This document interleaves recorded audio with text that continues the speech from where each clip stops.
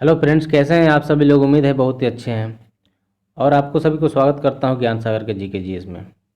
देखिए, test series 18वां है और ये बिहार दरोगा का स्पेशल को लेकर चलाया जा रहा है। 2213 वैकेंसी जो आया हुआ है उसको लेकर चलाया जा रहा है।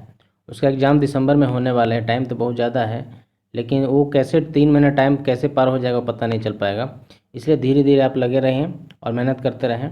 और इसी बीच में क्या है, रेलवे एनटीपीसी क्या है, 16 तारीख से 2 दिन बाद क्या है उसका आंसर की जारी होने वाला है। तो आंसर की जारी होगा 2 दिन बाद। अपना आंसर की चेक कर सकते हैं, मेरा नंबर कितना आ रहा है।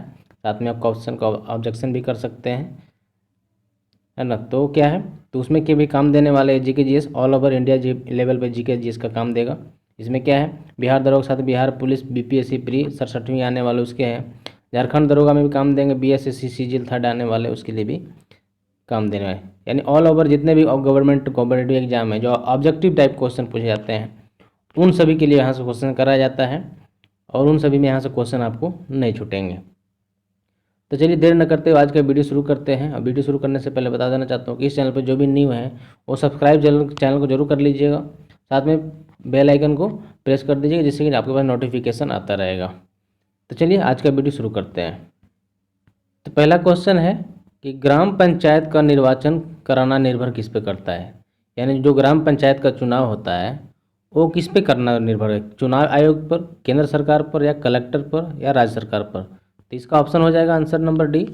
क्यों, ग्राम पंचायत का निर्वाचन कौन कराता है, तो राज्य सरकार आयोग पर निर्भर करता है। ठीक है। अब बात करते हैं अगर निर्वाचन आयोग की, तो अनुच्छेद 324 है ना। अनुच्छेद 324 में क्या कहा गया है कि ग्राम पंचायत का निर्वाचन अनुच्छेद 324 में इसका ग्राम पंचायत से संबंध नहीं है, बल्कि इसका संबंध किससे है, तो अनुच्छेद 324 का संबंध निर्वाचन आयोग से है। किससे है, निर्वाचन आयोग से है। और निर्वाचन आयोग क्या होता है, जो निर्वाचन आयोग होता है वो एक स्वतंत्र निकाय होता है। कैसा निकाय होता है, स्वतंत्र निकाय होता है। क्यों, क्योंकि इसमें प्रारंभ में पहले इसको निर्वाचन आयोग में पहले एक अध्यक्ष होता था, उन्हीं के द्वारा क्या होता है, निर्वाचन कराया जाता था, है ना। लेकिन वर्तमान में अगर बात करें तो निर्वाचन आयोग में सदस्यों की संख्या कितनी है, तो वर्तमान में 3 सदस्यों की संख्या है। निर्वाचन आयोग में सदस्यों की संख्या कितना है, 3। लेकिन बात करते हैं 3 में कौन है, एक अध्यक्ष होता है ना। एक अध्यक्ष होता है और 2 क्या होता है, दो उपाध्यक्ष होता है। ठीक है। अब बात करते हैं इन सभी का नियुक्ति कौन करता है, तो राष्ट्रपति के द्वारा। यानी एक अध्यक्ष और 2 उपाध्यक्ष जो होते हैं, अन्य सदस्य जो होते हैं, तो क्या होता है, इन सभी का नियुक्ति किसके द्वारा, तो हमारे राष्ट्रपति के द्वारा किया जाता है ना। अब बात करते हैं तो केंद्रीय निर्वाचन आयोग किस किस को निर्वाचन करवाता है, तो जो केंद्रीय निर्वाचन है उन सभी का निर्वाचन कौन कौन कराता है, तो सबसे पहले निर्वाचन जो आयोग होता है उसका चर्चा 324 में किया गया है। 324 में निर्वाचन आयोग, और ये इसी के तहत क्या करवाता है, तो राष्ट्रपति का निर्वाचन करता है, उपराष्ट्रपति का निर्वाचन करता है, संसद सदस्य, लोकसभा, राज्यसभा का निर्वाचन करता है, तथा विधानसभा, विधानमंडल में विधानसभा सदस्य होते हैं और विधान परिषद सदस्य का निर्वाचन कौन करते हैं, तो अनुच्छेद 324 के तहत। लेकिन जो ग्राम पंचायत का निर्वाचन होता है वो राज्य सरकार के द्वारा कराया जाता है, लेकिन इसका अनुच्छेद 324 से संबंध नहीं है। क्वेश्चन को ध्यान में रखना है। बात करते हैं तो अस्थायी तौर पर क्या होता है, मतलब स्थानीय निकाय पर जो स्तर पर जो चुनाव होते हैं, इलेक्शन होते हैं, है ना, उसका संबंध क्या है, केंद्रीय निर्वाचन आयोग से नहीं है। यानी राष्ट्रपति, उपराष्ट्रपति, संसद सदस्य, इन सभी का, लोकसभा, राज्यसभा का निर्वाचन कौन कराता है, तो केंद्रीय निर्वाचन आयोग। लेकिन जो स्थानीय स्तर पर चुनाव होते हैं, पंचायत चुनाव होता है, उसका संबंध केंद्रीय निर्वाचन आयोग से नहीं होता है। इसके लिए क्या होता है, एक अलग से राज्य सरकार का, है ना, राज्य निर्वाचन आयोग होते हैं, है ना। और क्या करते हैं, इनकी नियुक्ति मुख्यमंत्री की सलाह पर राज्यपाल द्वारा किया जाता है। किसके द्वारा, जो राज्य सरकार चुनाव कराते हैं उनकी नियुक्ति केंद्र सरकार, राष्ट्रपति के द्वारा नहीं होता है, बल्कि इनकी नियुक्ति राज्यपाल के द्वारा, इसके सलाह पर, तो मुख्यमंत्री की सलाह पर राज्यपाल के द्वारा नियुक्ति किया जाता है। बात करते हैं अगर कलेक्टर पद की, है ना, कलेक्टर पद की, तो कलेक्टर पद का पहली बार किसके शासनकाल में लाया गया था, तो 1772 में। आप सोच सकते हैं 1772 में वारेन हेस्टिंग के शासनकाल में क्या हुआ था, कलेक्टर का पद का सृजन किया गया था। यह क्वेश्चन आ चुका है पहले एग्जाम में कि कलेक्टर का पद पहली बार कब सृजन किया गया था, तो 1772 में। और उस समय कौन थे, तो वारेन हेस्टिंग का काल था, है ना। चलते हैं नेक्स्ट क्वेश्चन पे। प्रशीतक फ्रीऑन, तो प्रशीतक फ्रीऑन क्या है, तो इसको बोलते हैं डाइक्लोरो डाइफ्लोरोमीथेन। डाइक्लोरो डाइफ्लोरोमीथेन, इसका सूत्र की अगर बात करते हैं तो CCl2F2 क्या होता है, CCl2F2, डाइक्लोरो डाइफ्लोरोमीथेन इसको बोलते हैं। ठीक है, अगर बात करते हैं तो CFC, तो CFC, ठीक है, फ्रीऑन का सूत्र क्या होता है, CFC। तो CFC क्या होता है, तो ओजोन परत को प्रभावित करता है। क्या करता है, हमारे वायुमंडल में ओजोन परत को क्या करता है, प्रभावित करता है। और ओजोन परत को क्या होता है, तो सूर्य से आने वाली अल्ट्रावायलेट किरणों को रोकने का कार्य करता है। क्या करता है, जो ओजोन परत होता है ये क्या करता है, तो यह पृथ्वी के सुरक्षा कवच के रूप में काम करता है। क्यों, क्योंकि सूर्य से जो आने वाले अल्ट्रावायलेट पराबैंगनी किरणें होती है उसको रोक लेती है। और ओजोन परत किस में आता है, किस मंडल में, तो ओजोन परत समताप मंडल में आता है ना। ओजोन परत की जो होता है, ओजोन लेयर किस मंडल का हिस्सा है, तो समताप मंडल का हिस्सा है। और मंडल कितने होते हैं, तो 5 मंडल होते हैं, क्षोभ मंडल होते हैं, है ना, दूसरा समताप मंडल होते हैं, तीसरा मध्य मंडल होते हैं, चौथा आयन मंडल होते हैं, और पांचवा कौन मंडल होते हैं, तो बहिर्मंडल होते हैं, जिसको एक्सोस्फीयर कहा जाता है। क्षोभ मंडल में की अगर बात करें तो मौसम परिवर्तन की घटना किस समय होती है, तो क्षोभ मंडल में। समताप मंडल में अगर बात करें तो ना, वायुयान की गति अपना किस दिशा में करता है, तो समताप मंडल में ही करता है। तो यहाँ से ऐसे क्वेश्चन बनते हैं। लेकिन यहाँ से क्वेश्चन बनता है कि अल्ट्रावायलेट रे होता है, पराबैंगनी किरणें होता है, तो हमारे शरीर में प्रभावित करता है। यानी हम पराबैंगनी किरणें जो हमारे शरीर तक पहुँचता है तो क्या करता है, हमारे शरीर तक पहुँच के त्वचा कैंसर नामक रोग को हो जाता है। यानी पराबैंगनी किरणों को हमारे शरीर में प्रवेश करने से क्या होता है, त्वचा कैंसर नामक रोग हो जाता है। ठीक है, नेक्स्ट क्वेश्चन है, गवर्नमेंट एक्ट ऑफ इंडिया 1919, है ना, क्या है, प्रादेशिक सरकार के संदर्भ में सबसे महत्वपूर्ण परिवर्तन किया गया था, वह क्या था, तो सबसे महत्वपूर्ण जो परिवर्तन किया गया था 1919 भारत परिषद अधिनियम के तहत, तो क्या था, तो द्वैध शासन का प्रवेश। मतलब क्या हुआ, तो प्रांत में द्वैध शासन लागू किया गया था। इसके तहत क्या कहा था, तो हमारा क्वेश्चन कह रहा है कि 1919 भारत परिषद अधिनियम के तहत क्या किया गया था, है ना। तो उसका आंसर है, 4 ऑप्शन है उसमें देना है, तो आपका आंसर हो जाएगा बी सही हो जाएगा। क्या होता, क्योंकि इस एक्ट के तहत क्या हुआ था, मॉन्टेग्यू चेम्सफोर्ड सुधार। मॉन्टेग्यू क्या थे, तो भारत के राज सचिव थे, जबकि चेम्सफोर्ड क्या थे, तो भारत के वायसराय थे। तो इसको मॉन्टेग्यू चेम्सफोर्ड सुधार अधिनियम भी कहा जाता है, भारत परिषद अधिनियम 1919 को इसलिए कहा जाता है कि उसमें वायसराय थे मॉन्टेग्यू चेम्सफोर्ड। ठीक है, अगर बात करते हैं तो इसमें हुआ क्या था, इसमें यह हुआ था, पहला बात कि प्रांतों में द्वैध शासन को लागू किया गया था। क्या हो गया, प्रांतों में द्वैध शासन को लागू किया गया। दूसरा काम क्या हुआ था, दूसरा काम यह हुआ था कि महिलाओं को मताधिकार मतलब मत देने का अधिकार दिया गया था। तीसरा काम क्या हुआ था, तो तीसरा काम यह हुआ था, सिख ईसाई जितने भी है, बौद्ध धर्म जैन धर्म है ना, उनके लिए क्या हुआ था, तो पृथक निर्वाचन का बात कही गई थी। किसमें, भारत परिषद अधिनियम 1919 में।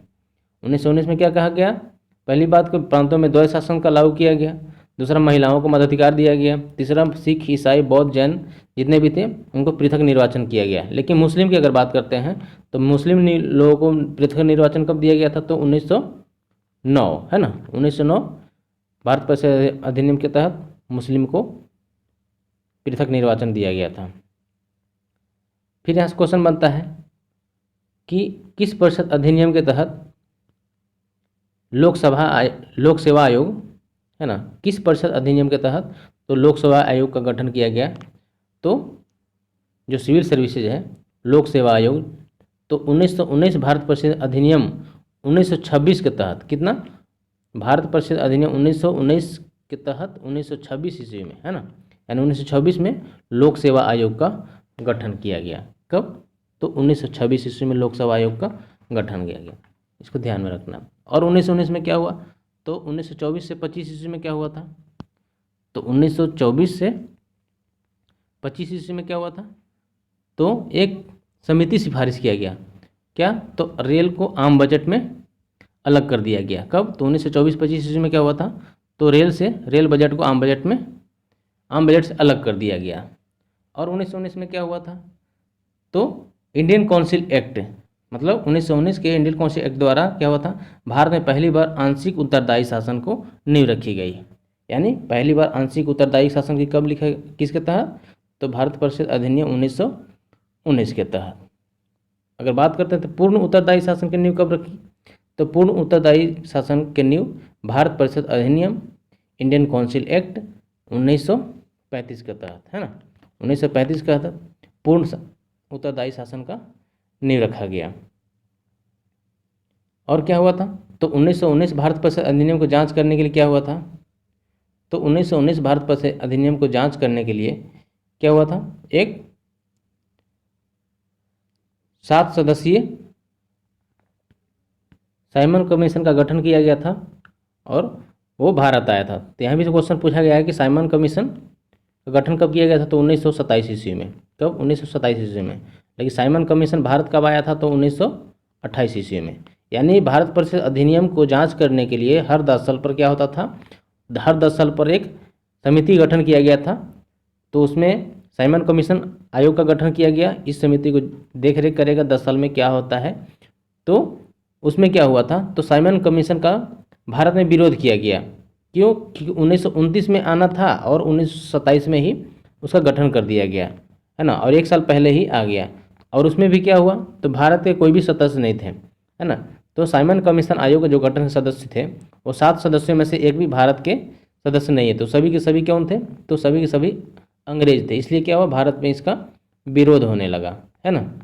तो साइमन कमीशन का आगमन कब हुआ था, 1928 में। लेकिन गठन कब हुआ था, तो 1927 में। यह ध्यान में रखना है। और बात करते थे साइमन कमीशन का सपोर्ट कौन किए थे, तो साइमन कमीशन का 2 दलों ने सपोर्ट किया था। कितने, 2 दलों ने सपोर्ट किया था। उस सब दल का नाम कभी कभी पूछता है। तो पहला दल था यूनियनिस्ट पार्टी और दूसरा कौन था, तो जस्टिस पार्टी। तो यूनियनिस्ट पार्टी और जस्टिस पार्टी ने दोनों साइमन कमीशन का क्या हुआ था, सपोर्ट किया था। लेकिन बाकी सब ने क्या हुआ था, 29 दल में से 27 दलों ने क्या किया था, साइमन कमीशन का विरोध किया था। अभी साइमन कमीशन के विरोध में क्या हुआ था, लाला लाजपत राय ने क्या हुए थे, लाठी के प्रहार से इनका मृत्यु हो गया था। तो लाला लाजपत राय ने किसके कारण, तो साइमन कमीशन के विरोध में क्या हुआ थे, ये लाठी से क्या होते हैं, लाठीचार्ज में इनकी मृत्यु हो गई थी। ठीक है, तो यहाँ से क्वेश्चन कभी कभी बनता है। लेकिन फिर भी क्या, इसको रिपोर्ट तैयार तमाम बावजूद इनका विरोध होता रहा, साइमन कमीशन के लोग विरोध करते रहे, लेकिन क्या करते, साइमन कमीशन अपना रिपोर्ट क्या किया, रिपोर्ट अपना तैयार करता रहा। ठीक है, चलते हैं नेक्स्ट क्वेश्चन पे। मिलान करना है कि सूची 1 और सूची 2 को मिलाइए। तो इसमें मिलान करना है, सूची 1 और सूची 2 को मिलाना है। तो कह रहा है कि न्यायिक पुनरावलोकन, यानी न्यायिक पुनरावलोकन कहाँ से लिया गया है, तो ये यूएसए के संविधान से लिया गया है। संसदीय शासन प्रणाली कहाँ से लिया गया है, तो ये संसदीय शासन प्रणाली यूके के संविधान से लिया गया है, ब्रिटेन से लिया गया है। केंद्र राज्य बीच का संबंध कहाँ से लिया गया है, तो केंद्र और राज्य के बीच का संबंध कनाडा से लिया गया है। जबकि राज्य का नीति निर्देशक कहाँ से लिया गया है, तो आयरलैंड के संविधान से लिया गया है। तो यह क्वेश्चन में पूछता है। ठीक है, लेकिन बात करते हैं तो ब्रिटेन से और क्या क्या लिया गया है। तो ब्रिटेन से अगर बात करते हैं, यूके से बात करें, तो क्वेश्चन पूछता है कि यूके के संविधान से क्या क्या लिया गया है, यूएसए के संविधान से क्या क्या लिया गया है, आयरलैंड से क्या लिया गया, ऑस्ट्रेलिया से क्या लिया गया है। इन सभी के बारे में हम चर्चा करते हैं। तो यूके संविधान से क्या लिया गया है, तो सबसे पहली बात कि राष्ट्रपति का औपचारिक स्थिति, है ना, राष्ट्रपति का औपचारिक पद केवल कहाँ से लिया गया है, तो ब्रिटेन के संविधान से लिया गया है। राष्ट्रपति का पद कहाँ से लिया गया है, तो राष्ट्रपति का पद ब्रिटेन से लिया गया है। संसद जो हमारा होगा देश में द्विसदनात्मक होगा। कैसा होगा, द्विसदनात्मक, मतलब लोकसभा और राज्यसभा द्विसदनात्मक होगा। और लोकसभा के सामूहिक उत्तरदायित्व कहाँ से लिया गया है, तो यह भी ब्रिटेन से लिया गया है। यानी लोकसभा जो होगा वो हमारा लोकसभा का सामूहिक मंत्रिपरिषद के क्या हो, सभी मंत्रिपरिषद सभी लोग लोकसभा के प्रति सामूहिक उत्तरदायित्व, ये सभी यूके से लिया गया है। आयरलैंड से क्या लिया गया है, तो आयरलैंड से अगर बात करते हैं तो आयरलैंड से राष्ट्रपति का निर्वाचक मंडल कहाँ से लिया गया है, तो राष्ट्रपति का निर्वाचक मंडल आयरलैंड के संविधान से लिया गया है। राज्य का नीति निर्देशक कहाँ से लिया गया, तो आयरलैंड के संविधान से लिया गया है। राष्ट्रपति के द्वारा 12 सदस्यों का मन कहाँ से लिया गया है, तो आयरलैंड के संविधान से लिया गया है। तो ये 3 चीज़ आयरलैंड से ख्याल रखना है और 5 चीज़ ब्रिटेन से ख्याल रखना है। ऑस्ट्रेलिया से कहाँ क्या लिया गया है, तो ऑस्ट्रेलिया से अगर बात करते हैं तो समवर्ती सूची, है ना, समवर्ती सूची ऑस्ट्रेलिया से लिया गया है। और प्रस्तावना की भाषा कहाँ से लिया गया? तो ऑस्ट्रेलिया से लिया गया है। संयुक्त अधिवेशन, संसद का संयुक्त अधिवेशन जो 108 के तहत होता है, राष्ट्रपति बुलाता है लेकिन अध्यक्षता 118 के तहत लोकसभा अध्यक्ष करता है। तो इसका ये कहाँ से लिया गया है? तो ऑस्ट्रेलिया के संविधान से लिया गया है। ठीक है। और कनाडा की अगर बात करते हैं तो कनाडा से क्या लिया गया है? तो कनाडा से सबसे पहले कि संघीय शासन व्यवस्था जो क्वेश्चन में दिया गया है ना, संघीय शासन व्यवस्था कहाँ से लिया गया है? तो कनाडा के संबंध लिया गया है। और केंद्र द्वारा राज्यपाल की नियुक्ति कहाँ से लिया गया है? तो केंद्र द्वारा राज्यपाल की नियुक्ति होता है कनाडा के संविधान से लिया गया है। और एक होता है अवशिष्ट सूची, सूची 3 गो होता है, राज सूची 4 गो होता है, सूची कितना होता है? 4। कौन सूचियाँ होते हैं? तो राज लोग कौन कौन होता है? तो संघ सूची पहला होता है, दूसरा होता है राज सूची, तीसरा होता है समवर्ती सूची और चौथा होता है अवशिष्ट सूची। तो अवशिष्ट सूची की अगर बात करते हैं तो अवशिष्ट सूची कहाँ से लिया गया है? तो यह भी कनाडा के संविधान से लिया गया है ना। अवशिष्ट सूची कनाडा के संविधान से लिया गया है। और अवशिष्ट सूची पर जितने भी अगर बात करते हैं, अगर नियम कानून बनाना है तो ये कौन बनाएगा? तो इसका नियम कानून सब केंद्र सरकार बनाएगा। राज्य सूची में क्या होता है? के नियम कानून केंद्र राज्य सरकार बनाएगा। केंद्र सूची संघ सूची के पास नियम कानून कौन बनाएगा? तो केंद्र सरकार बनाएगा। और समवर्ती सूची में केंद्र और राज्य दोनों मिलकर बनाएंगे। लेकिन जो अवशिष्ट सूची जो कनाडा से लिया गया है, तो अवशिष्ट सूची में इसके पे भी नियम कायदा कौन बनाएगा? तो केंद्र सरकार ही बनाएगा। अब बात करते हैं तो यूएसए से, तो यूएसए से कौन कौन लिया गया है? तो पहला बात जो दिया गया न्यायिक पुनरावलोकन, महाभियोग, मूल अधिकार, ये सभी कहाँ से लिया गया है? तो यूएसए के संविधान से लिया गया है। चलते हैं नेक्स्ट क्वेश्चन पे। निम्नलिखित में से किस समिति के पदेन अध्यक्ष लोकसभा अध्यक्ष होता है? तो किस समिति के पदेन अध्यक्ष लोकसभा का अध्यक्ष होता है? 4 ऑप्शन, प्राक्कलन समिति, लोक लेखा समिति, नियम समिति, विशेषाधिकार समिति। तो जो क्वेश्चन का है आपका आंसर हो जाएगा पदेन समिति का अध्यक्ष कौन होता है? तो नियम समिति। नियम समिति में क्या होता है? लोकसभा का पदेन अध्यक्ष होता है। और लोक लेखा समिति और प्राक्कलन समिति को क्या कहा जाता है? तो जुड़वा वाहन कहा जाता है। लोक लेखा समिति और प्राक्कलन समिति को क्या कहता है? जुड़वा वाहन करता है, जुड़वा वाहन कहा जाता है। अब बात करते हैं तो लोक लेखा समिति का काम क्या है? ये लोक सेवा है लेकिन लोक लेखा समिति होगा। तो लोक लेखा समिति क्या करता है? तो CAG मतलब controller and auditor general, controller and auditor general क्या करता है? तो उसकी जांच करता है। कौन? CAG। लोक CAG का कौन जांच करता है? तो लोक लेखा समिति। नेक्स्ट क्वेश्चन है, निम्नलिखित में से कौन 8वीं पंचवर्षीय योजना में, यानी कह रहा है कि कौन सा सुमेलित नहीं है? इस क्वेश्चन का कहना है कि कौन सा सम्मिलित नहीं है। तो 8वीं पंचवर्षीय योजना, तृतीय पंचवर्षीय कब हुआ था, छठी कब हुआ था, 10वीं कब हुआ था? तो जो सुमेलित है, पंचवर्षीय योजना शुरू कब हुआ था? तो 1951 में, है ना। पहले पंचवर्षीय 51 से 56, दूसरा 56 से 61, तीसरा 61 से 66। फिर क्या हुआ? 3 गो योजना अवकाश हुए 66 से 69 में, एक साल पर 3 गो योजना अवकाश। फिर क्या हुआ? चौथा पंचवर्षीय योजना का हुआ 1969 से 74 तक। फिर क्या हुआ? फिर 5वीं योजना आया। तीसरी में आपको देखना है कि कितने पंचवर्षीय योजना लागू हुए भारत में। तो अब अभी तक 12वीं पंचवर्षीय योजना लागू था कब? तो 2007 से 12। इसके बाद क्या हुआ? 12वीं पंचवर्षीय योजना खत्म होने के बाद क्या हुआ? नीति आयोग को सौंप दिया गया, यानी पंचवर्षीय योजना को खत्म कर दिया गया और नीति आयोग को चालू किया गया। तो बात करते हैं तो इसमें सुमेलित क्वेश्चन का आंसर कौन हो जाए? तो 8वीं पंचवर्षीय योजना कब हुआ था? तो 1992 से 97। तीसरी कब हुआ था? तो 61 से 66 बताए थे अभी, 61 से 66। 66 के बाद 3 योजना अवकाश हुए थे, तो ये आंसर सही हो जाएगा, ये सुमेलित नहीं है। छठी पंचवर्षीय 80 से 85 और 10वीं पंचवर्षीय योजना का हुआ? तो 2002 से 2007। चलते हैं नेक्स्ट क्वेश्चन पे। मंडल कमीशन किस प्रधानमंत्री कार्यकाल में लागू हुआ? तो मंडल जो कमीशन था किस प्रधानमंत्री कार्यकाल में लागू हुए थे? तो इनका गठन कब हुआ था? तो मोरारजी देसाई के सरकार में। कब? मोरारजी देसाई के सरकार में गठन हुआ था। लेकिन लागू किसके साल में? तो लागू BP सिंह के शासनकाल में हुआ था। क्यों? मंडल कमीशन आयोग का गठन कब हुआ था? तो 1979 में, 1979 में, लेकिन गठन हुआ, लेकिन लागू कब हुआ तो 1990 में, यानी 11 साल बाद लागू हुआ था। कौन? मंडल कमीशन। तो उसमें कौन थे? तो बीपी सिंह। नेक्स्ट क्वेश्चन है, सूची को सुमेलित कीजिए। तो सूची को सुमेलित करना है कि राजधानी महाजनपद, कितना महाजनपद? तो 16 गो महाजनपद थी और 16 गो महाजनपद की राजधानी थी। तो ये पूछ रहा है कि महाजनपद की राजधानी कहाँ, कौन किसका था? तो कुरुक्षेत्र जो था, कुरु महाजनपद, इसकी राजधानी कहाँ थी? तो कुरु के इंद्रप्रस्थ, कुरु के इंद्रप्रस्थ, यानी एक का 4 हो जाएगा। पंचाल के अहिछत्र, कौशल के श्रावस्ती और वत्स के कौशाम्बी। तो इसका सीरीज क्या हो जाएगा? 4, पंचाल का 4 3 और कौशल के श्रावस्ती 1, साकेत लिखा है लेकिन 1 और 2। ये क्वेश्चन है। तो बात करते तो महाजनपद कितने होते हैं? तो 16 महाजनपद। ठीक है। भारत में पहली बार नगरीय सभ्यता के शासनकाल कब हुआ था? तो भारत में पहली बार नगरीय सभ्यता का विकास सिंधु घाटी सभ्यता का माना जाता है ना। सिंधु घाटी सभ्यता को कैसी माना जाता है सभ्यता? तो नगरीय सभ्यता माना जाता है।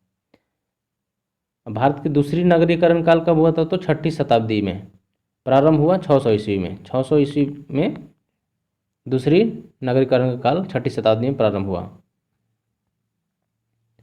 भारत में साथ साथ विश्व में पहली बार सभ्यता कब हुआ था? तो सिंधु घाटी की सभ्यता पहली बार। भारत के साथ साथ विश्व की पहली शहरी सभ्यता कौन थी? तो सिंधु घाटी की सभ्यता, इंडियन वैली सिविलाइजेशन। इसके बाद कौन आता है? हड़प्पा की सभ्यता। और सिंधु घाटी सभ्यता का काल कब से कब माना जाता है? तो सिंधु घाटी सभ्यता का काल माना जाता है 2350 ईस्वी पूर्व से 1750, है ना। 2350 से 1750। वैदिक सभ्यता काल कब से कब माना जाता है? तो वैदिक सभ्यता काल माना जाता है 1500 से 600 ईस्वी पूर्व तक, यानी 1500 से 600 ईस्वी पूर्व तक। और वैदिक सभ्यता को 2 भागों में बांटा गया था, ऋग वैदिक काल और उत्तर वैदिक काल। तो ऋग वैदिक काल कब से कब है? तो 1500 से 1000 तक ऋग वैदिक काल का समय माना जाता है, जबकि उत्तर वैदिक काल का समय 1000 से 600 ईस्वी पूर्व तक माना जाता है। और ऋग वैदिक काल में अगर बात करते हैं तो ऋग वैदिक काल की सभ्यता कैसी थी? पूर्णतः ग्रामीण सभ्यता थी। ऋग वैदिक काल कैसी थी? पूर्णतः ग्रामीण सभ्यता थी, जिसका शासन था 1500 ईस्वी पूर्व से 1000 ईस्वी पूर्व तक। जबकि उत्तर वैदिक काल जो 1000 से 600 ईस्वी पूर्व तक थी, इसकी सभ्यता कैसी थी? तो यह शहरी सभ्यता थी। कैसी थी? शहरी सभ्यता थी। तो यहाँ से कभी कभी क्वेश्चन बनते हैं, कौन शहरी सभ्यता थी, है ना। ऋग वैदिक काल की सभ्यता कैसी थी और उत्तर वैदिक काल सभ्यता कैसी थी। फिर यहाँ से क्वेश्चन बनता है कि लोहा की खोज किस काल में हुआ था? तो लोहा की खोज भी, है ना, कब हुआ था? तो उत्तर वैदिक काल में, जबकि ऋग वैदिक काल में नहीं हुआ था। यानी दोनों से पूछ जाता है किस काल में लोहा की खोज हुआ?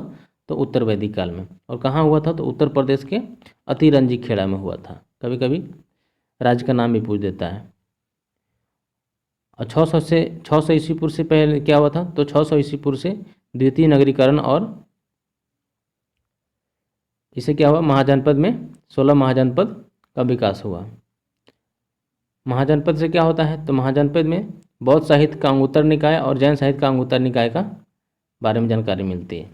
महाजनपद में वर्तमान में भारत में कितने जहाँ महाजनपद हैं? तो 16 महाजनपद हैं। 16 नहीं, पहला महाजनपद वर्तमान दक्षिण भारत के अष्टक में है। तो पहला क्या है? दक्षिण भारत में 16 महाजनपद की हम काउंटिंग करा दे रहे हैं, 16 में कहाँ कहाँ कितना है। तो पहला अगर बात करते हैं तो दक्षिण भारत में, वर्तमान में दक्षिण भारत में पाटन में है ना। पाटन, जिसको असमक की राजधानी पाटन, असमक की राजधानी पाटन। 2 गो पाकिस्तान में है, कौन कौन? गंधार और कंबोज। दो गो पाकिस्तान में है। गंधार की राजधानी कहाँ है? तक्षशिला। जबकि कंबोज की राजधानी कहाँ है? हाटक। तीसरा है बिहार में। तो तीसरा बिहार में कितना है? तो बिहार में तीसरा में 3 गो, कौन कौन? तो अंग, बज्जी और मगध। अंग की राजधानी चंपा, जबकि बज्जी की राजधानी कहाँ है? वैशाली। जबकि मगध की राजधानी राजगिरी या गिरिब्रज बोला जाता है। बाद में इसे गिरिब्रज को राजगिरी नाम दिया गया। फिर 3 गो ये हो गया, तीसरा हो गया, यानी 3 गो और 2 5 1 6 हो गया। और 10 कौन कौन है? तो फिर आता है राजस्थान में, चौथा में आता है राजस्थान में। तो राजस्थान में एक ही मात्रा है, वो है मत्स्य। मत्स्य महाजनपद की राजधानी कहाँ है? तो विराटनगर। मत्स्य महाजनपद की राजधानी विराटनगर। फिर आता है हरियाणा। हरियाणा की अगर बात करते हैं तो हरियाणा में कुरुप्रस्थ, कुरु महाजनपद है, इसकी राजधानी इंद्रप्रस्थ, जो प्रश्न में दिया हुआ है इंद्रप्रस्थ, ठीक है। फिर आता है मध्य प्रदेश। तो एमपी में कितना है, तो मध्य प्रदेश में 2 गो है, अवंती और चेदी। अवंती और चेदी। अवंती की राजधानी कहाँ है, तो अवंती की राजधानी उज्जैनी, और अवंती भी दो होते हैं, एक उत्तरी अवंती और दक्षिणी अवंती। तो अवंती की राजधानी उज्जैनी, तो उत्तरी अवंती की राजधानी कहाँ थी, उज्जैनी, जबकि दक्षिणी अवंती की राजधानी कहाँ थी, माहिष्मती। क्वेश्चन में आया है ये। फिर दूसरा है चेदी। तो चेदी जो कहाँ है, मध्य प्रदेश में महाजनपद है, और चेदी की राजधानी कहाँ थी, शक्तिमती, चेदी की शक्तिमती। अब चलते हैं उत्तर प्रदेश में। तो उत्तर प्रदेश में कितना है, तो उत्तर प्रदेश में 6 महाजनपद हैं। कितना, 6। पहला की अगर बात करते हैं तो पहला है काशी, काशी की राजधानी वाराणसी। दूसरा है सूरसेन, सूरसेन की राजधानी मथुरा। तीसरा है कौशल, कौशल की राजधानी श्रावस्ती, जो दिया हुआ है क्वेश्चन में। और मल, मल की राजधानी कहाँ थी, तो मल की राजधानी कुशीनगर, जहाँ पे भगवान बुद्ध का मृत्यु हुआ था। और वत्स, वत्स की राजधानी कहाँ है, कौशाम्बी। और उत्तरी पंचाल, पंचाल की राजधानी की अगर बात करते हैं तो पंचाल की राजधानी अहिछत्र, और पंचाल भी 2 तरह के हुए हैं, उत्तरी पंचाल और दक्षिणी पंचाल। तो उत्तरी पंचाल की राजधानी अहिछत्र है ना, अहिछत्र जो दिया हुआ है उत्तरी पंचाल, जबकि दक्षिणी पंचाल की राजधानी काम्पिल्य। कहाँ, दक्षिणी पंचाल की राजधानी काम्पिल्य। तो ये 16 महाजनपद है, 16 महाजनपद से क्वेश्चन पूछा जाता है। नेक्स्ट क्वेश्चन है, कौन सा भारतीय पत्तनों को उत्तर से दक्षिण में सही क्रम है। तो सही क्रम बताना है कि उत्तर से दक्षिण में कौन कौन सा सही क्रम है, ठीक है। तो सबसे बात करते हैं हल्दिया। हल्दिया कहाँ है, ये तो कोलकाता में है, पश्चिम बंगाल में है, लेकिन हम इसको सीरीज बताते हैं। तो बंदरगाह की अगर बात करते हैं, पत्तन मतलब होता है बंदरगाह।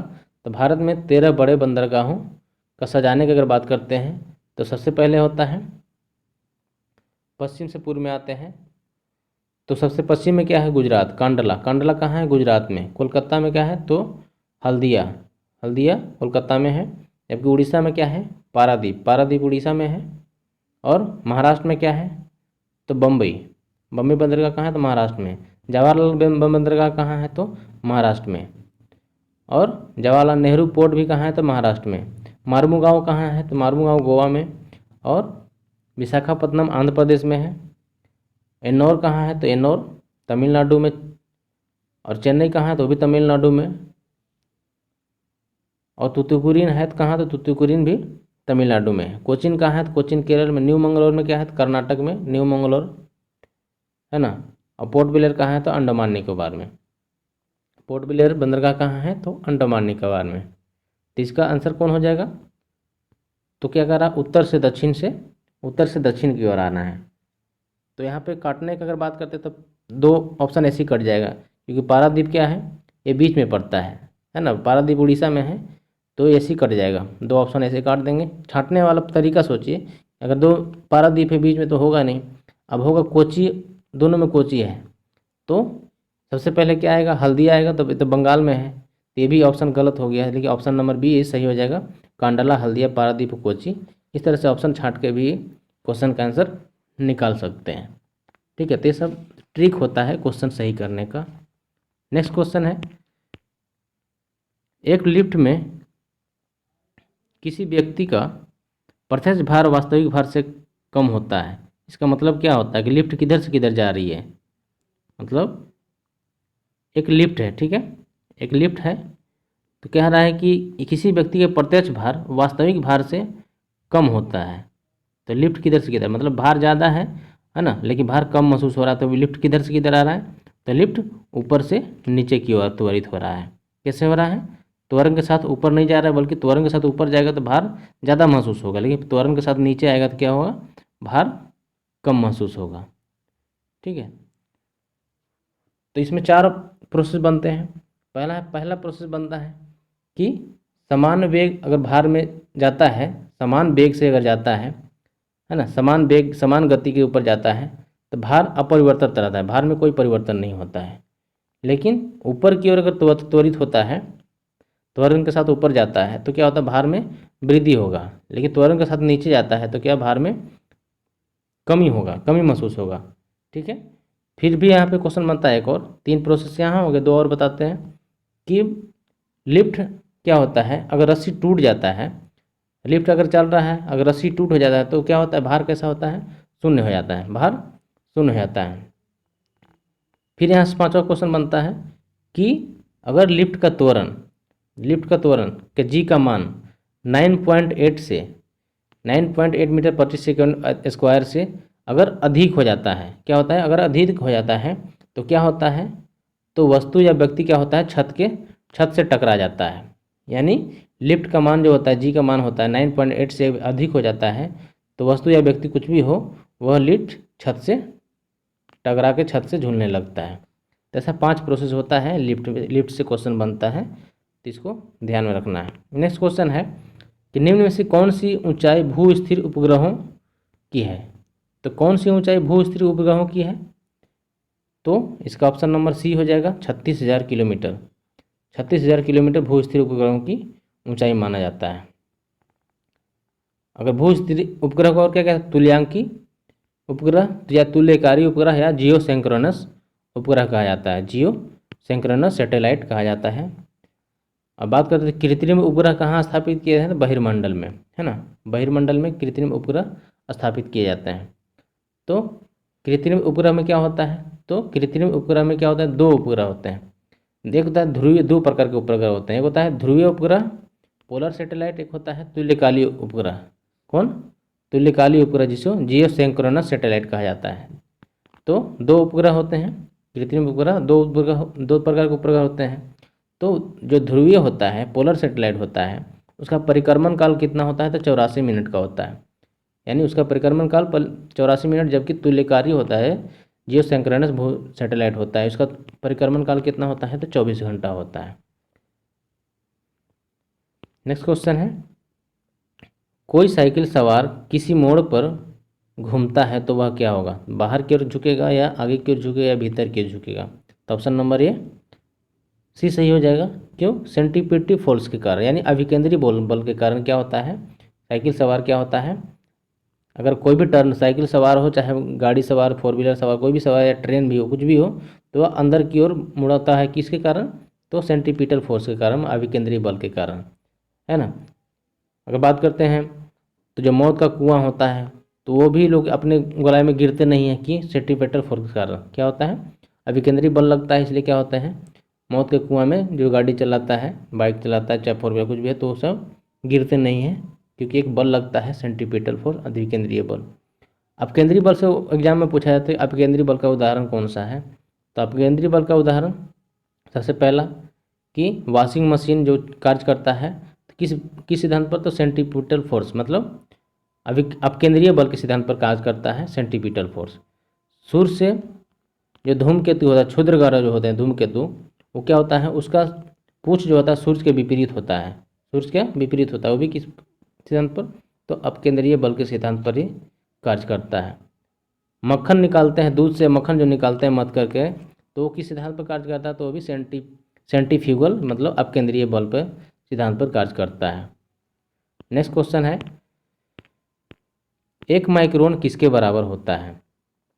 तो 1 माइक्रोन किसके बराबर होता है, तो इसका आंसर हो जाएगा ऑप्शन नंबर डी, तो 0.001 मीटर के बराबर होता है।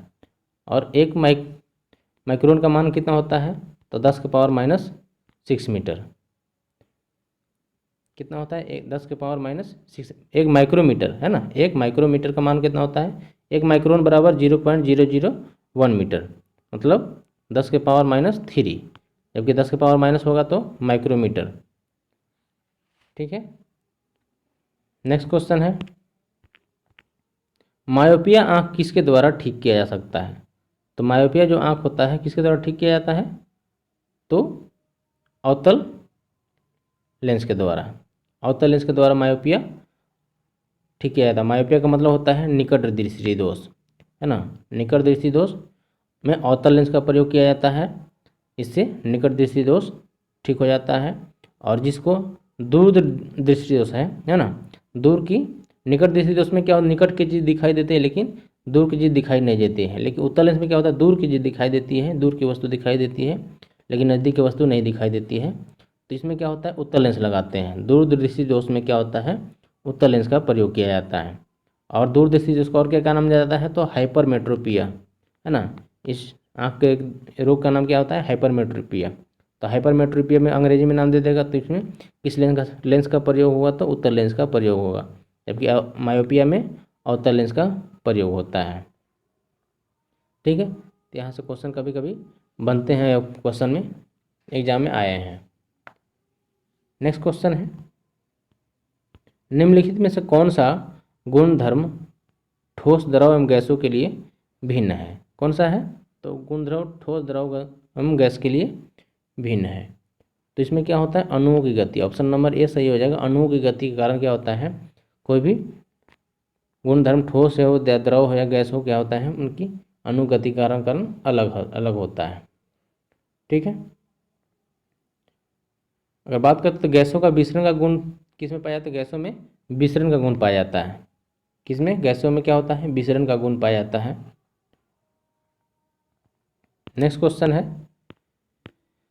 निम्नलिखित में से कौन सा परिवर्तन रासायनिक नहीं है। यानी इसमें एग्जाम्पल दे रहा है कि कौन सा भौतिक परिवर्तन है होता है, किसमें रासायनिक परिवर्तन होता है। तो रासायनिक परिवर्तन नहीं है, मतलब उसमें भौतिक परिवर्तन केवल है। तो लोहे का जंग लगना कैसा है, तो ये रासायनिक परिवर्तन है। तो ये तो होगा नहीं, यहाँ नहीं पूछ रहा है। सबसे पहले बात कि यहाँ पे क्वेश्चन में ध्यान रखना है क्या पूछ रहा है, रासायनिक परिवर्तन है कि नहीं है। तो यहाँ नहीं है। तो लोहे में जंग लगना कैसा परिवर्तन है, तो केमिकल रिएक्शन होता है। पानी में का भाप बदलना, मतलब इसमें क्या होता है, तो भौतिक परिवर्तन होता है। तो ये आंसर सही हो जाएगा, ये भौतिक परिवर्तन है, ये रासायनिक परिवर्तन नहीं है। दूध से दही बनना, यह भी रासायनिक परिवर्तन। कोयले का जलना, यह भी रासायनिक परिवर्तन है। लेकिन भाप का पानी बनना क्या है, ये रासायनिक परिवर्तन नहीं है, बल्कि भौतिक परिवर्तन होता है इसमें। बात करते हैं धातु में अगर जंग लगता है, धातु में धातुई गुण में क्या होता है, अगर जंग लगता है तो धातु में धातुई गुण में कमी होती महसूस होती है, लेकिन वजन क्या होता है, में वृद्धि होता है। अगर धातुओं में अगर लोहे में जंग लग जाता है तो क्या होता है, उसमें धात्विक गुण में वृद्धि होता है, लेकिन वजन में धात्विक गुण में कमी आती है, लेकिन क्या होता है, वजन में वृद्धि होता है। यह भी क्वेश्चन बना हुआ है।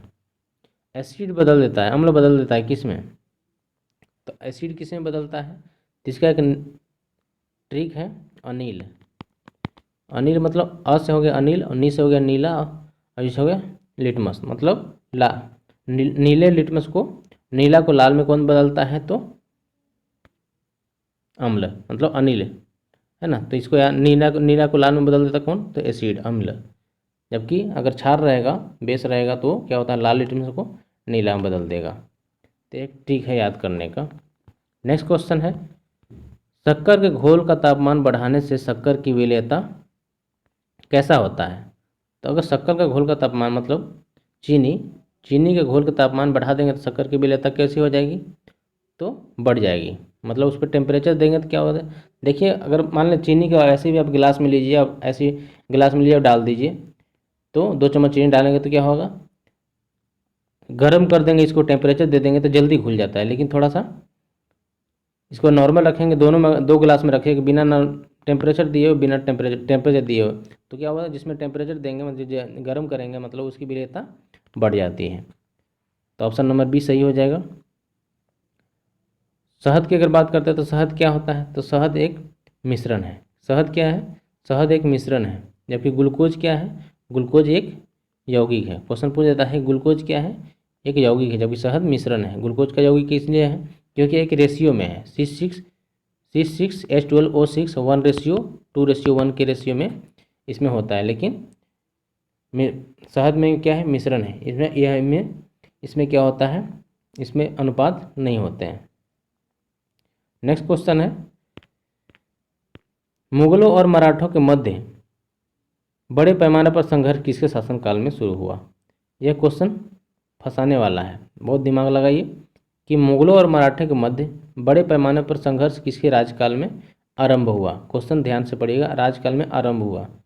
तो ऑप्शन नंबर है अकबर, जहांगीर, शाहजहां, औरंगजेब। बहुत लोग तो आंसर करेंगे औरंगजेब, लेकिन आरंभ हुआ मुगलों और मराठों के बीच बड़े पैमाने पर संघर्ष नहीं हुआ, लड़ाई नहीं हुआ, लेकिन आरंभ हुआ कि अगर बात करते हैं तो ऑप्शन नंबर सी इसका आंसर हो जाएगा, शाहजहाँ के शासनकाल में, है ना।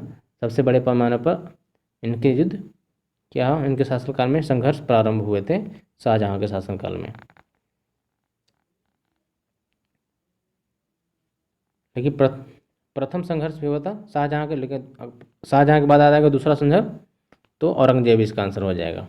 नेक्स्ट क्वेश्चन है, ऐसे कौन से सिख गुरु थे जिन्होंने इस्लाम नहीं स्वीकार करने के कारण क्या हुआ था, उनको फांसी दे दिया गया था। तो कौन से सिख गुरु थे, तो गुरु तेग बहादुर, ये सिख धर्म के 9वें गुरु थे। इनको इस्लाम नहीं स्वीकार करने के कारण क्या हुआ था, इनको फांसी दे दिया गया था। और गुरु हरकृष्ण क्या हुए तो 5वें गुरु थे। और अमरदास कौन थे, तो अमरदास तीसरे गुरु थे। पहला गुरु गुरु नानक, दूसरा अंगद, तीसरा गुरु अमरदास, चौथा गुरु रामदास, पांचवा गुरु अर्जुन देव, है ना, छठा गुरु हरकिशन हरराय हरगोविंद, है ना, गुरु गोविंद सिंह और गुरु तेग बहादुर सिंह, ये सभी क्या थे, 10 को सिख धर्म के 10 को गुरु नानक। पूछा जाता है कितने सिख धर्म हुए, तो 10। और 10वां सिख गुरु कौन थे, तो गुरु गोविंद सिंह। अगर बात करते हैं छठे सिख गुरु हरगोविंद की, अगर बात करते हैं, जो हरगोविंद थे उन्होंने क्या हुआ था, तो सिख धर्म में क्या हुआ था, सैन्य शक्ति के रूप में सिख सैन्य शक्ति के रूप में स्थापित किया था। किसको, सिख धर्म को सैन्य शक्ति के रूप में स्थापित किया। और शाहजहाँ के साथ संघर्ष हुआ था, किनका, छठे गुरु हरगोविंद के साथ शाहजहाँ के साथ संघर्ष प्रारंभ हुआ था। किस मुद्दे पर इसका संघर्ष प्रारंभ हुआ था, तो इस शिकार के मुद्दे पर शाहजहाँ से इनका संघर्ष प्रारंभ हुआ था। नेक्स्ट क्वेश्चन है, निम्नलिखित में से कौन सा सुल्तान स्वयं को नायब ए खुदाई ईश्वर मानता था, यानी ईश्वर का प्रतिनिधि मानता था। तो इसका ऑप्शन नंबर कौन हो जाएगा सही, तो इसका option number Balban, option number D बे सही हो जाएगा। यानी बलबन ने सुल्तान को स्वयं का नायब खुदाई या ईश्वर का प्रतिनिधि मानता था। और इल्तुतमिश का कहा जाता है, तो दिल्ली सल्तनत का वास्तविक संस्थापक इल्तुतमिश को कहा जाता है, जबकि दिल्ली सल्तनत का संस्थापक किसे कहा जाता है, तो कुतुबुद्दीन ऐबक को। कब, तो 1206 ईस्वी में कुतुबुद्दीन ऐबक ने दिल्ली सल्तनत की स्थापना किया था। मोहम्मद बिन तुगलक को पगला बादशाह, रक्त पिपासु बादशाह कहा गया। अलाउद्दीन खिलजी ने क्या किया था, तो अलाउद्दीन खिलजी ने आर्थिक सुधार करने के लिए क्या हुआ था, ये जाना जाता था, कौन, अलाउद्दीन खिलजी। और अलाउद्दीन खिलजी ने क्यों सेना को नगद वेतन देने का प्रारंभ किया था, किसने, अलाउद्दीन खिलजी। बाजार नियंत्रण प्रणाली किसने प्रारंभ किया था, तो अलाउद्दीन खिलजी ने ही। और इन्होंने क्या किया था, तो बलबन ने चालीसा दल को समाप्त किया था। चालीसा दल कौन शुरू किया था, तो इल्तुतमिश ने चालीसा दल की प्रथा शुरू किया था, जबकि इसको ख़त्म किया किसने, तो बलबन ने ही चालीसा दल को ख़त्म कर दिया था। और अलाउद्दीन खिलजी ने क्या किया था, तो इक्तादारी प्रथा को समाप्त कर दिया था। इक्तादारी प्रथा में क्या था, तो भूमि जमीन पैसा के बदले भूमि देता था, लेकिन इन्होंने क्या किया था, बाजार नियंत्रण प्रणाली लागू किया, मतलब भूमि जमीन के बदले नगद वेतन देना प्रारंभ किया किसने, तो अलाउद्दीन खिलजी ने। बलबन क्या किया था, तो बलबन ने अपने पोता इसने क्या किया था, तो यह कहता था कि जब भी कोई निम्न कुल परिवार को देखता था तो उसका क्या होता था, खून खौल उठता था। क्यों, कि वो निम्न कुल के लोग को देखना पसंद नहीं करता था। बलबन अपने पोता का नाम कैकुबाद एवं कैमुसर्स का रखा था। अपने पोता का नाम क्या रखा था, तो कैकुबाबाद और एवं कैमुसर्स रखा था। अपने ईरानी परंपरा के नाम पर अपने पोता का नाम कैकुबाद एवं कैमुसर्स रखा था। और बलबन से क्या क्वेश्चन बनता है कि सिजदा एवं पैबोस प्रथा का प्रारंभ किसने किया था, तो बलबन ने ही। सिजदा एवं पैबोस प्रथा का प्रारंभ बलबन ने ही शुरू किया था। नेक्स्ट क्वेश्चन है, मोहम्मद गौरी ने किस राज्य में पृथ्वीराज चौहान को हराया था। तो मोहम्मद गौरी ने किस युद्ध में पृथ्वीराज चौहान को हराया था? तो तराइन का प्रथम युद्ध में, है ना। तराइन का प्रथम युद्ध में क्या हुआ था? 1191 में हुआ था। इन्होंने क्या किया था? तो तराइन का प्रथम युद्ध में मोहम्मद गौरी ने पृथ्वीराज चौहान को हराया था। सॉरी, ये द्वितीय युद्ध में मोहम्मद गौरी ने पानीपत का द्वितीय युद्ध हुआ था। पानीपत का ऑप्शन नंबर सी सही हो जाएगा। 1191 में जो हुआ था तो पृथ्वीराज चौहान क्या हुआ था? ये जीत गया था। पृथ्वीराज चौहान जीत गया था, मोहम्मद गौरी हार गया था। लेकिन जब हार गया मोहम्मद गौरी तो फिर दूसरा युद्ध हुआ 1100। तराइन का द्वितीय युद्ध, पानीपत का नहीं होता है यहाँ पे आंसर, ऑप्शन नंबर डी होगा। तराइन का द्वितीय युद्ध में मोहम्मद गौरी का क्या हुआ था? मोहम्मद गौरी ने किस युद्ध में पृथ्वीराज चौहान से पराजित हुआ था? तो पृथ्वीराज चौहान से प्रथम युद्ध में, तराइन युद्ध का प्रथम युद्ध में पृथ्वीराज चौहान को तराइन का द्वितीय युद्ध में हराया था पृथ्वीराज चौहान को, जबकि तराइन के प्रथम में क्या हुआ था? मोहम्मद गौरी खुद हार गई थी। ये ध्यान में रखना है। फिर बोलता है कि मोहम्मद गौरी का पहला पराजय कब हुआ था भारत में? तो मोहम्मद गौरी का पहला पराजय 1178 ईस्वी में। 1178 ईस्वी में उसमें शासक कौन था? तो मूलराज द्वितीय के काल में क्या हुआ था? 1178 में मोहम्मद गौरी की पहली पराजय, जबकि दूसरी पराजय तराइन के प्रथम युद्ध में, और तराइन के द्वितीय युद्ध में क्या हुआ था? तो पृथ्वीराज चौहान हार गया था और तराइन के द्वितीय युद्ध में मोहम्मद गौरी जीत गया था। फिर बोलता है कि तराइन का तीसरा युद्ध कब हुआ था? तराइन का तीसरा युद्ध कब हुआ था? तो 1215 में, है ना। 1215 में कब हुआ था? तो इल्तुतमिश 1215 में हुआ था। इल्तुतमिश ने एल्दौज को पराजित किया था। किसने? इल्तुतमिश ने एल्दौज को पराजित किया था 1215 ईस्वी में। से तृतीय तराइन का युद्ध के नाम से जाना जाता है। नेक्स्ट क्वेश्चन सूची मिलाना है कि सूची मिलाइए कौन किसका है।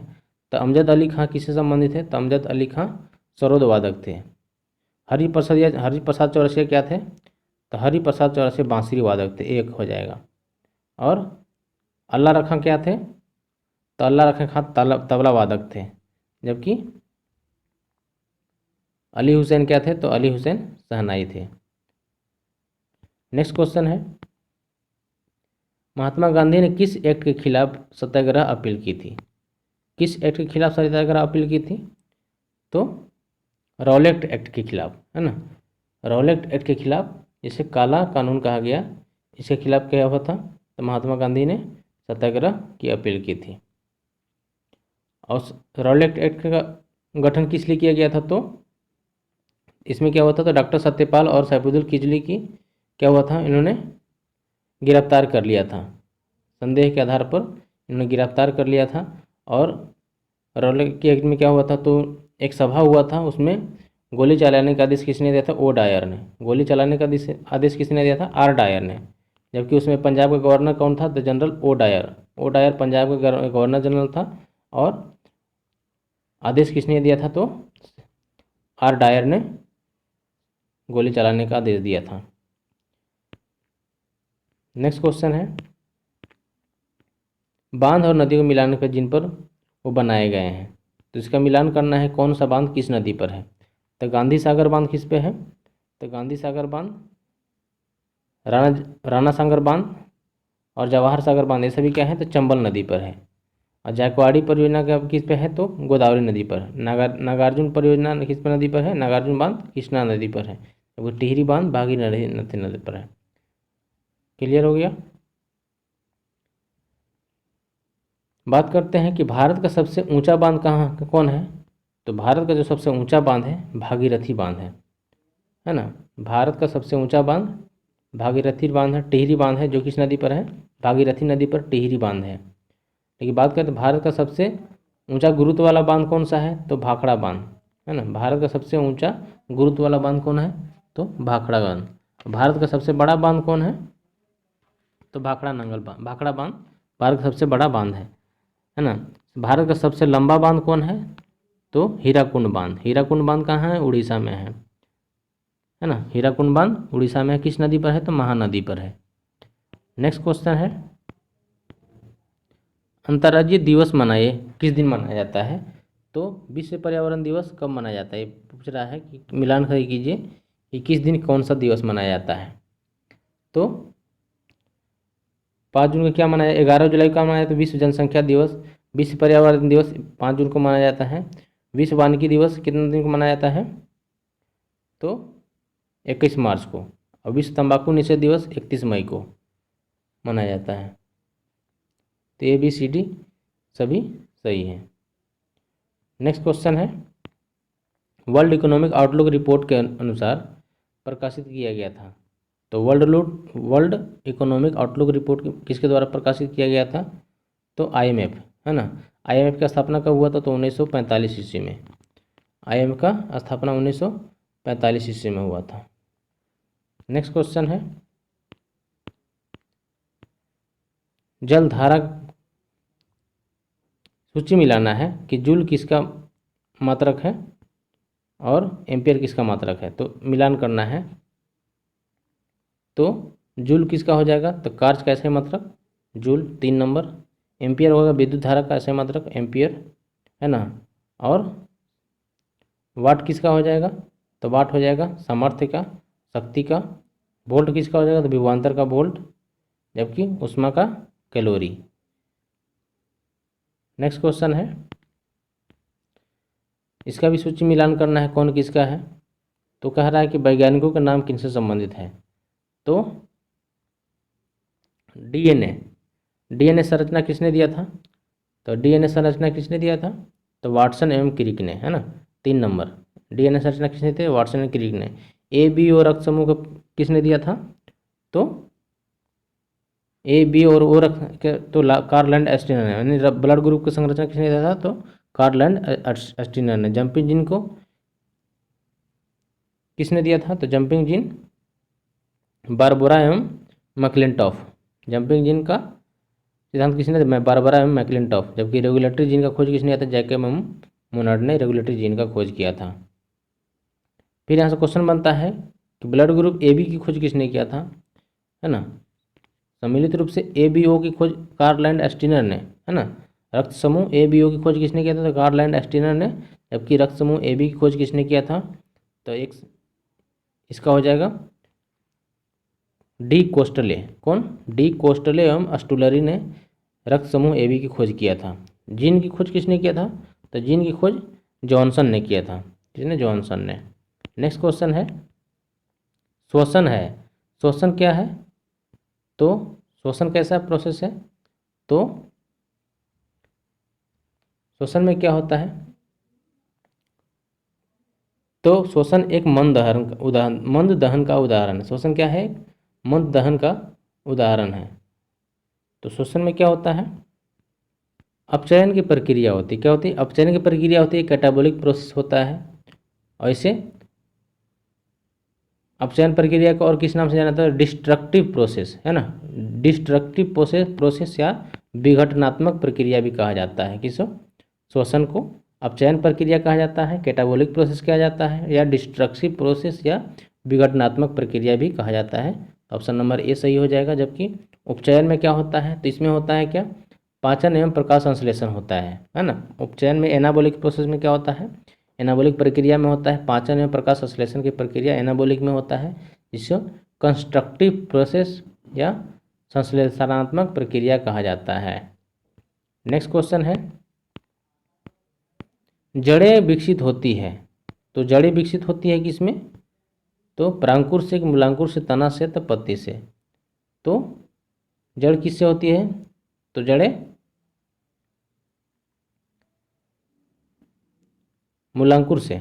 ऑप्शन नंबर B सही हो जाएगा।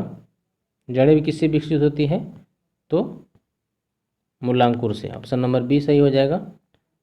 जड़ का विकास किससे होता है, तो मूलांकुर से। जबकि तना का विकास किससे होता है, तो परांकुर से, है ना। तना का विकास परांकुर से। इसका मतलब क्या होता है, जब परांकुर और मूलांकुर में क्या होता है, जैसे बात करते हैं कि मान के चलते हैं ये चना है, चना का बीज बोए तो इसमें क्या होता है, एक छोटा छोटा पत्ती निकलता है ना। तो एक आता है मिट्टी में चला जाता है जड़ में, ठीक है, और एक ऊपर तना की ओर ऊपर आता है, तो इसको बोलते हैं परांकुर। तो तना का विकास परांकुर से, जबकि जड़ का विकास किससे होता है, तो मूलांकिर से होता है, मूलांकुर से, है ना। नेक्स्ट क्वेश्चन है, पुष्प के जनक जनन चक्र हैं, तो पुष्प के जनन चक्र कौन है? तो पुमंग एवं जायंग। इसका ऑप्शन नंबर ए सही होगा।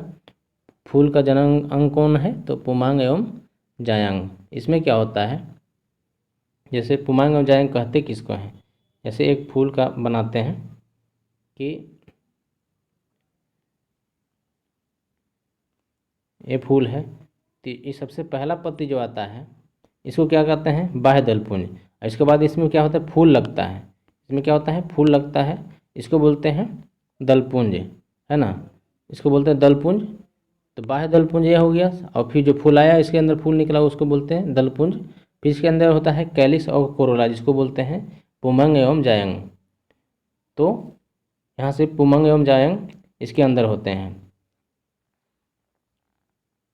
पुमंग क्या होता है? मेल होता है, जबकि जायंग क्या होता है? फीमेल होता है।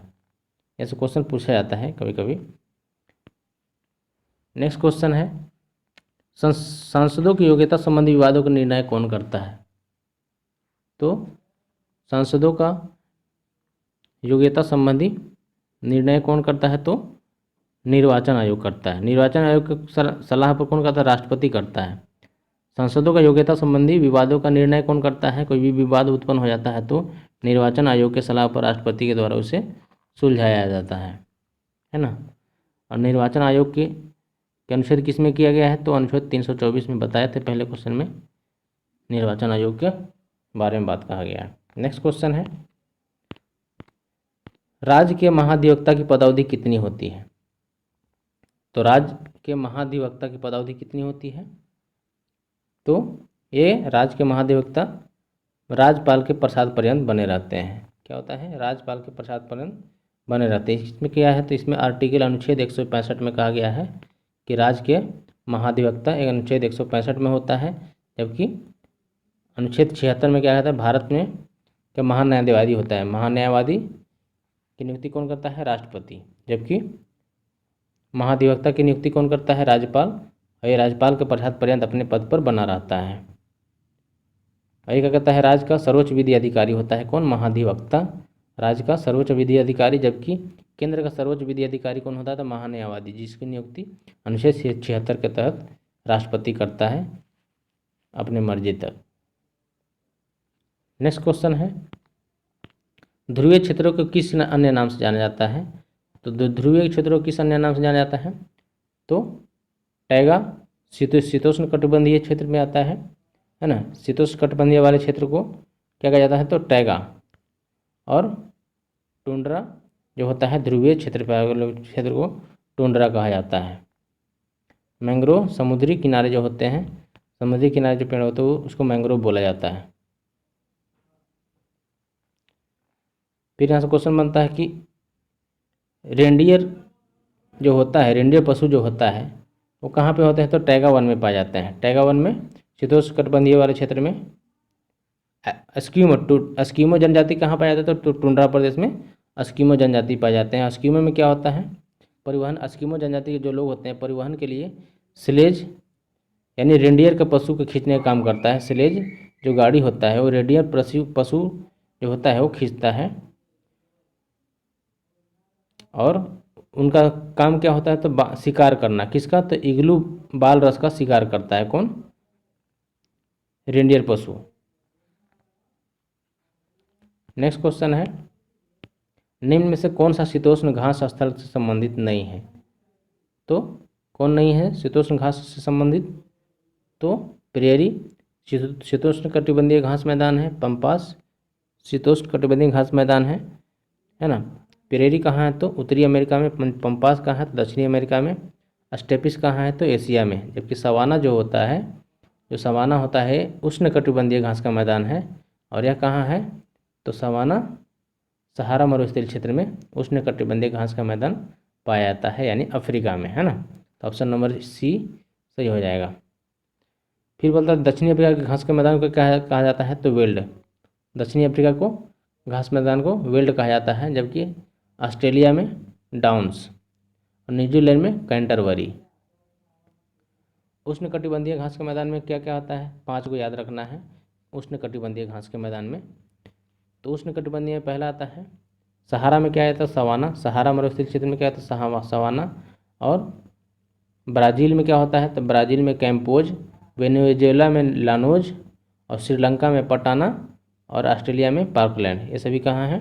उष्णकटिबंधीय घास के मैदान हैं। 5 गो उष्णकटिबंधीय और 5 गो शीतोष्णकटिबंधीय, याद रखना है।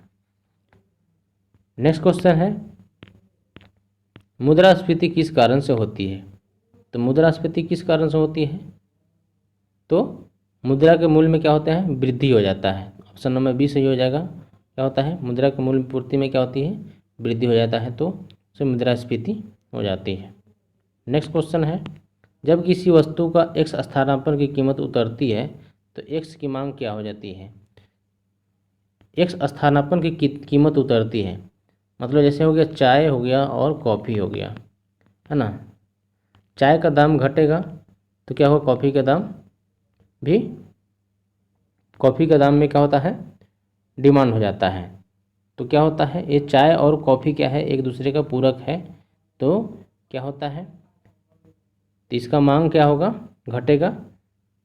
तो इसका मांग, चाय का मांग में क्या होगा? कमी हो जाएगा। तो इसका ऑप्शन नंबर बी सही हो जाएगा।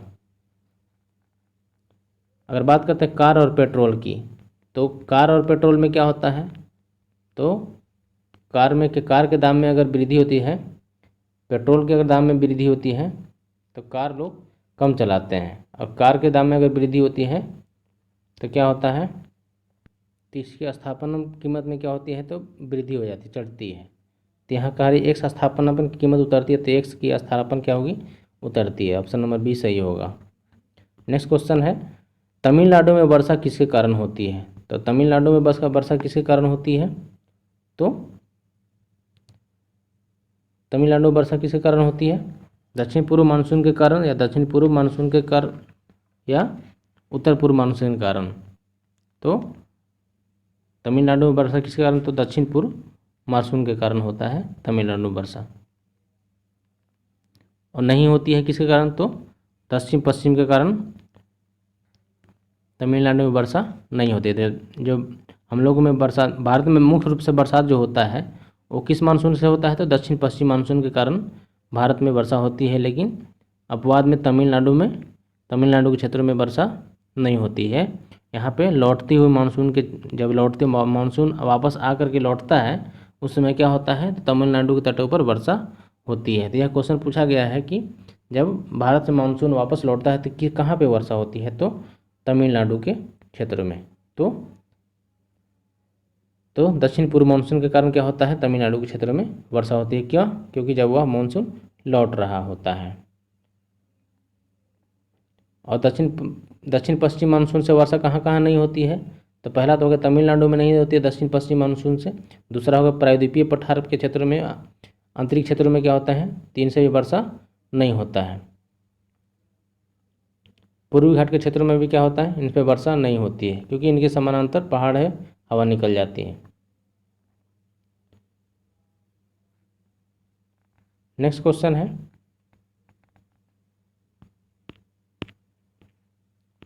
बाल गंगाधर तिलक के कैद कर अधिकांश समय किस जेल में रखे थे? तो बाल गंगाधर तिलक को कैद किया गया था, उसमें अधिकांश समय किस जेल में रखा गया था? तो ऑप्शन नंबर बी सही होगा। मांडले बर्मा म्यांमार में था, है ना, वहाँ पे रखा गया था बाल गंगाधर तिलक को। और उन्होंने क्या किया था? तो वहाँ पे 6 साल के सज़ा हुई थी 1908 से लेकर के 1914 तक। 1908 में जेल गए थे, 1914 में आए थे, और उन्होंने एक जेल डायरी नामक पुस्तक लिख दिया था। और गीता रहस्य नामक, बाल गंगाधर तिलक ने ही गीता रहस्य नामक पुस्तक की रचना किए थे, और जेल डायरी की रचना भी बाल गंगाधर तिलक ने ही किए थे। और इन्होंने एक नारा दिया था, स्वराज मेरा जन्म सिद्ध अधिकार है। इन्होंने नारा दिया था, बाल गंगाधर तिलक ने ही, स्वराज मेरा जन्म सिद्ध अधिकार है, इन्होंने नारा दिया था। तो ये रहा 40 क्वेश्चन का डिस्कशन, है ना। अगर यह डिस्कशन अच्छा लगा तो लाइक ज़रूर कीजिएगा इस वीडियो को, है ना। और अगर इस चैनल पर नए हैं तो सब्सक्राइब जरूर कर लीजिएगा, और साथ में बेल आइकन प्रेस कर दीजिएगा। तो चलिए मिलते हैं फिर नेक्स्ट वीडियो में। ये टेस्ट 18 था, फिर नेक्स्ट टेस्ट का इंतजार कीजिए। तब तक के लिए आप सभी को इस वीडियो देखने के लिए बहुत बहुत धन्यवाद।